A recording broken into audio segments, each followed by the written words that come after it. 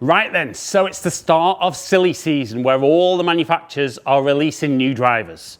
And I could have done any of them as a one-off, but the first one, because it was such a good driver last year, the G425 Max was incredible. Performed great, didn't make its way into my bag, but made its way into a lot of golfers' bags, and you might be one of them. So the first one I wanted to try was the G430 Max, because in theory, Ping are taking their best driver ever and making it better. So let's have a look at the head, very quick talk about the tech, because I know you guys can look online as much as you want on that, and then let's hit some shots, let's see how good it is, and let's see, is it better than the G425 Max? Because I tell you what, Ping have set the bar high, but can they deliver? So they've got the T9S Plus forged face. The idea being shallower and thinner, variable thickness to try and get weight saved, making it more forgiving to get more ball speed across the face.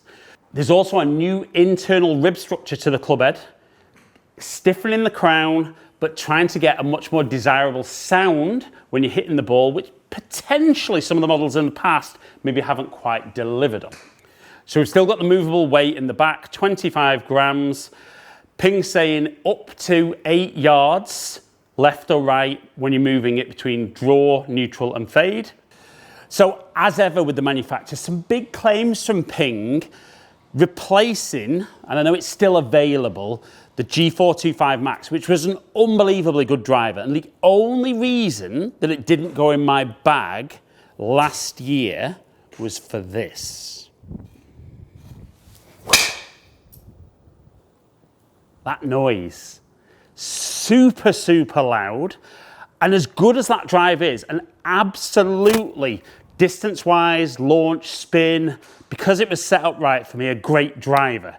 So they are big claims, but what I love is the promises that it's gonna feel and sound better. Now I know that's a very personal thing, but I've already hit some shots with the G425 and I'm just going to use them later on to either back up or maybe challenge some of the claims I'm making about the new G30 Max. So we've seen from the close-ups of the head, it looks very, very different. And I'll be honest, even though I normally like a clean looking driver behind the ball, I actually really like the way the G30 looks. So I'm going to get on with hitting some shots. Now, as a pre-warning, I'm definitely not swinging the club as quickly now as I was this time last year, but I have got some numbers to compare G425 Max against the G430. So I'm just going to run through some shots. I'll give you a little bit of feedback, but not going to spend too long watching me swing driver. It's a very different sound, I think.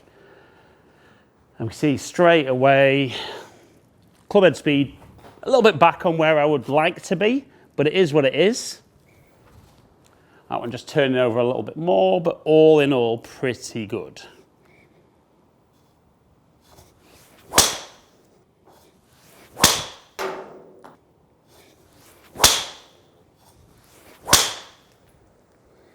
That one a little bit low off the face.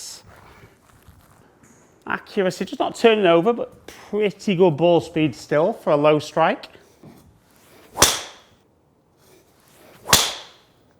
That felt right out the screws. So accuracy good, ball speed decent for club speed, good launch, just a touch spinny.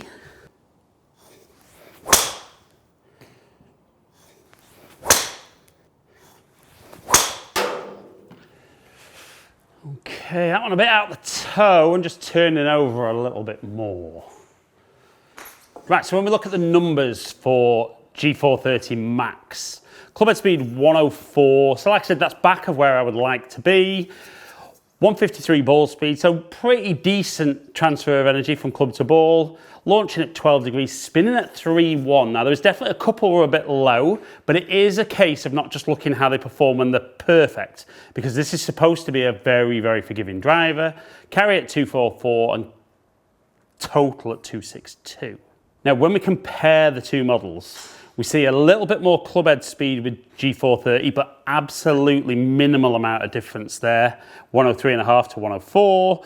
Ball speed incredibly close at 151 to 153. Launching a little bit lower. Now, definitely a couple of just slightly low strikes will have affected that. Definitely spinning a lot more though with the G430.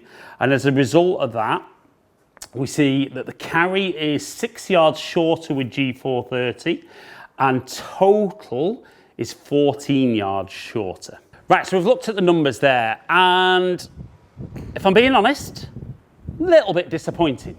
Now, it comes down to user error and I did hit more balls with G430 than I did with G425. But did I see more speed? Yes, very, very tiny amount. Predominantly because I just moved 1 mile an hour quicker, but potentially there's a little bit more forgiveness for ball speed there on the face, but it is incredibly small. Did it sound better? Yes. I think the thing that stopped me putting G425 Max in the bag was that loud noise. You definitely didn't get that same sound from G430. They talk about a more consistent spin, and particularly with that low one off the face, keeping spin off the ball. Didn't really see that, if I'm being honest. And it is different for everybody. Everyone delivers the club a little bit differently. But 430 on its own, I think is still a fantastic driver. It looks nice, it feels nice, and definitely, I think, maybe a slight, because I've got them set up the same as each other, 9 degrees, with the Tour shaft in it. I think maybe a little bit less loft on this one might give me some slightly different numbers. But setting them up similarly, performance-wise, I probably get a little bit more still out of G425 Max, but I don't like the loud sound. The key is ideally get along, get fitted, get something set up right. I've just compared Max with Max, and like I said, G430 Max is a very, very good golf club. Does it exactly do everything Ping say? Not for me. It's not necessarily that it won't in robot testing, but you need to hit the shot, see what you think. But if you are in the market for a new driver and you want something that's forgiving but still gives great distance, G430 Max is definitely something you should be trying.